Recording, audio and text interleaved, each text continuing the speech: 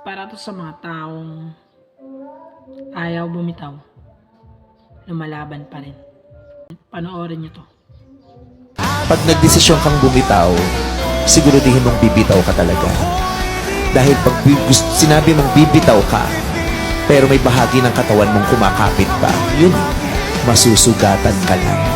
Dahil unti-unting dadaan sa palad mo yung binitawan mo.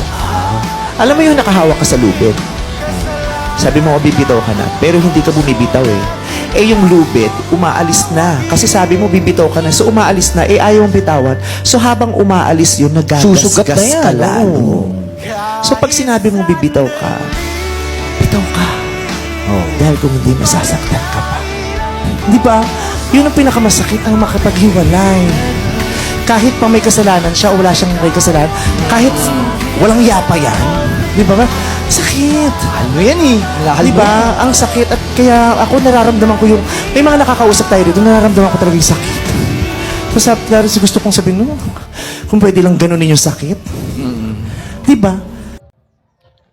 Tama nga naman, kung hirap ka na, bumitaw ka na, pinapagod mo lang yung sarili mo o pinipilit mo yung sarili mo sa isang bagay na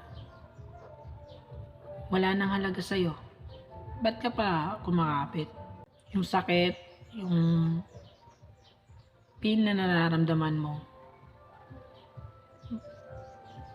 bumitaw ka na lang.